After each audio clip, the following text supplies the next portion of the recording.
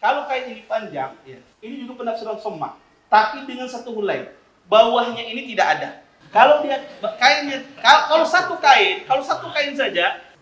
kain saja, kemungkinan tersingkap.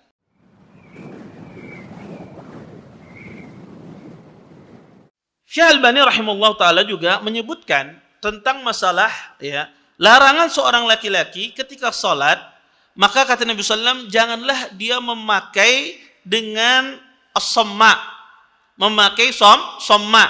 Bahkan disebutkan itu adalah istimalul yahud. Istimal itu adalah somma. Apa yang dimaksud dengan istimal, pakaian istimal, atau yang disebut dengan istimalul yahud? Apa yang dimaksudkan di dalam hadis tersebut? Para ulama rahimahullahu taala mengatakan istimal, pakaian istimal, kata para ulama, ini disebut juga dengan istilah as-somma. Istimal itu diistilahkan juga dengan istilah para ulama dengan istilah as-somma. As-somma itu adalah pakaian yang dilarang oleh Nabi SAW dipakai di waktu sholat dan di waktu keluar rumah. Nah, Nabi SAW an istimali as-somma. Nabi SAW melarang seseorang memakai somma. Ya. Para ulama rahimahullahu taala, somma itu seperti apa? Somma itu ada dua penafsiran.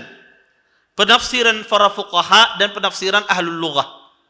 Penafsiran para ulama bahasa, somma itu adalah menutup seluruh tubuhnya dengan kain tanpa ada jalur keluar bagi tangannya. Taib, di sini ada kain kah? Enggak ada. Ada kain atau sarung? Saya ingin contohkan somma itu. Itu ada tuh, di belakang tuh apa? Kain putih itu yang bawa sini. Taib. Iya. Somma itu taib. Iya. Somma itu pertama kata ahlul lughah, somma itu adalah menutup seluruh badannya tanpa ada jalur keluar. Tangannya ini tidak keluar.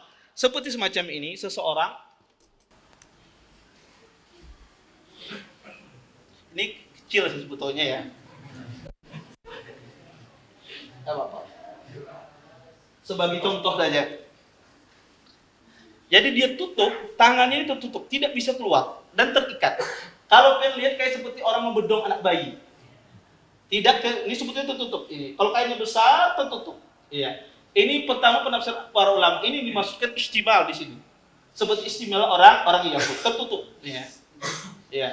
Maka ini ditafsirkan oleh para ulama, tafsir ahlu bahasa, bahwasanya itu yang dimasukkan as-somma di dalam hadis ini. Penafsiran yang kedua, as-somma itu adalah seseorang menaikkan bajunya satu helai pakaian, bajunya, tetap ke salah satu pundaknya, ya, tetapi kemungkinan besar akan nampak aurat di kemaluannya, seperti kita memakai kain ihram dengan cara ittiba. Ya, orang memakai kain ihram secara ittiba. Kalau kain ini panjang, ya, ini juga penafsiran somma, tapi dengan satu helai. Bawahnya ini tidak ada. Kalau dia kainnya, kalau satu kain saja, kemungkinan tersingkap. Tersingkap. Kalau dia berjalan dengan menggunakan satu kain, persis orang ketika ihram menggunakan ini ittiba, terbuka bahunya, tapi menggunakan satu kain. Kalau di ihram itu menggunakan dua helai kain, sehingga kemungkinan tersingkap baju itu kemaluan tidak kecil kemungkinannya, kecuali ditarik ibunya di belakang. Iya. Maka kata para ulama as-somma ini, ya, as-somma ini ada dua penafsiran. Penafsiran ulama lughah tadi menutup semua, kayak kita membedong bayi, tidak bisa keluar. Penafsiran yang kedua adalah penafsiran ahlu fikih. Mereka menafsirkan somma itu seperti orang memakai ittiba di waktu ihram, tapi dengan satu helai kain. Dua penafsiran ini, istimal yahud ini yang mana? Wallahu ta'ala alam. Banyak sekali juga ulama mu'asirin khilaf dalam masalah ini. Ya. Sebagian ahlu ilmu menguatkan penafsiran para fuqaha. Kenapa? Karena kata mereka ada nas di dalam masalah ini yaitu hadis Abi Sa'id Al-Khudri radhiyallahu taala anhu yang menjelaskan makna istimal ini. Disebutkan dalam sebuah hadis dari hadis Abi Sa'id Al-Khudri radhiyallahu taala anhu, beliau mengatakan, "Naha Rasulullah sallallahu alaihi wasallam an lubsatain wa an bai'atain ila an qala wa lubsatan istimalu samma wa samma ayaj'ala sawbahu ala ahadi atiqai fayabdu ahadu syaqqai laisa alaihi thawbun." Dari hadis Abi Sa'id Al-Khudri radhiyallahu taala anhu, beliau berkata, sesungguhnya Rasulullah sallallahu alaihi wasallam melarang dua jenis pakaian dan melarang dua jenis jual beli. Kemudian sampai di akhir hadis Nabi mengatakan dua jenis pakaian tersebut yang dilarang adalah salah satunya memakai somma. Memakai somma. Kemudian dijelaskan oleh rawi hadis ini, somma itu apa? Istimal somma itu apa? Kata dia adalah seseorang menjadikan bajunya di salah satu pundaknya, kemudian pundak yang lain nampak tidak tertutup. Maka berdasarkan hadis ini makna somma itu adalah maknanya itu. Kata para fuqaha, ya. Wallahu taala alam. Ini ulama bisa jadi maknanya kedua-duanya masuk dalam makna somma. Ya, kenapa? Karena ilahnya sama-sama ada. Kalau ini ilahnya adalah nampak auratnya. Penafsiran para fuqaha nampak aurat. Pian kalau berjalan itu akan nampak auratnya. Adapun memakai somma kayak seperti tadi di bedong, tidak ada jalan keluar tangannya tersebut tertutup, maka kata para ulama rahimahullah taala itu menimbulkan mudarat. Kalau ini sembahyang bisa terjerungkup. Ya, apalagi dia mau rukuk, mau sujud, dia harus akan apa? Dia harus membuka. Ketika dia buka, tersingkap adalah auratnya. Maka kata para ulama, kedua-dua ini dilarang di waktu salat. Baik itu laki-laki ataupun wanita. Ya. Maka ini yang dimaksudkan dengan istimalil Yahud. Ya. Pakai istimal atau dipakaian somma ya disebutnya. Saya tidak tahu bahasa Indonesianya apa. Tetapi itulah disebutkan di dalam hadis-hadis ini. Taib. Memakai somma ini, wallahu taala alam, terjadi khilaf Bapak Ibu, ikhwan dan akhwat yang dimuliakan oleh Allah Subhanahu wa taala. Ada dua pendapat di kalangan para ulama tentang masalah memakai somma ini atau istimal ini. Pendapat pertama, mereka mengatakan hukumnya haram dipakai di waktu salat. Orang menggunakan pakaian semacam ini di waktu salat hukumnya haram. Pendapat yang kedua adalah mengatakan hukumnya makruh.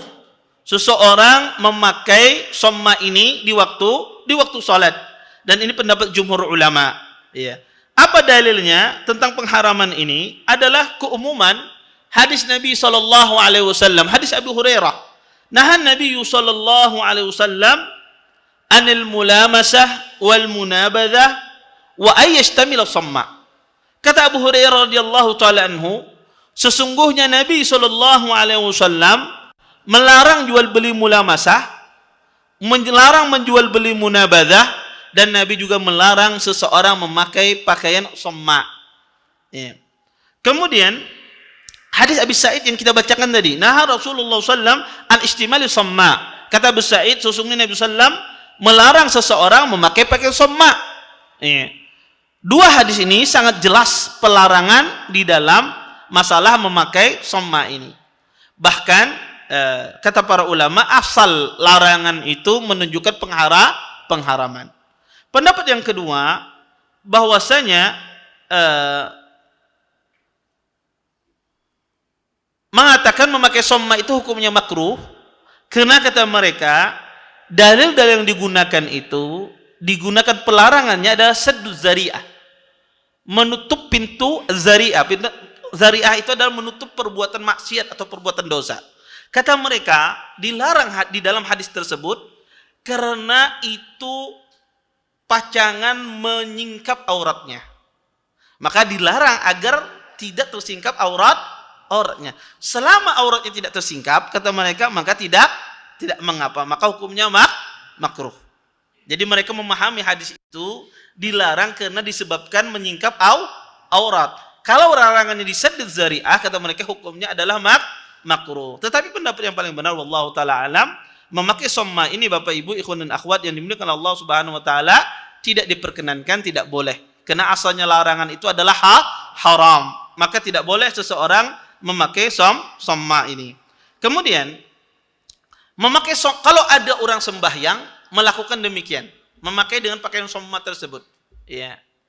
Kemungkinan pas musim dingin misalnya di Banjar ini hujan terus misalnya, Ayah Sidin keluar ya memakai somma, jaket diikat jaketnya misalnya, ya.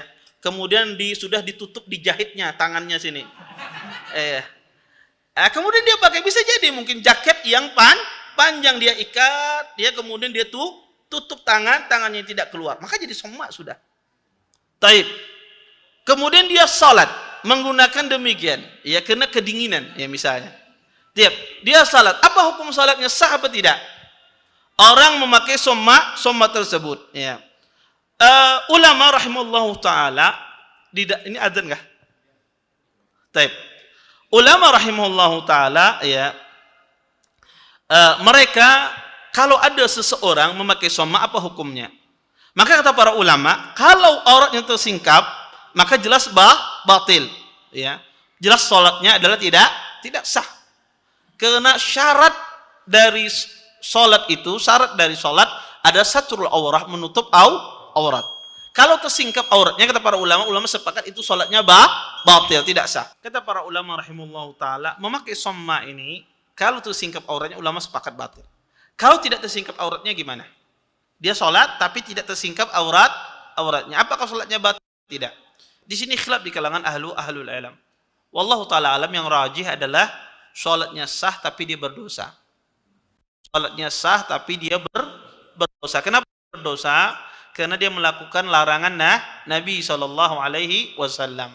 Adapun salatnya maka insyaallah sah selama auratnya tidak terbuka, ya, selama auratnya tertutup. Terima kasih. Jazakumullah khairan wa barakallahu fikum. Video ini dibuat atas partisipasi dari donasi Anda. Semoga menjadi amal jariah bagi Anda semuanya.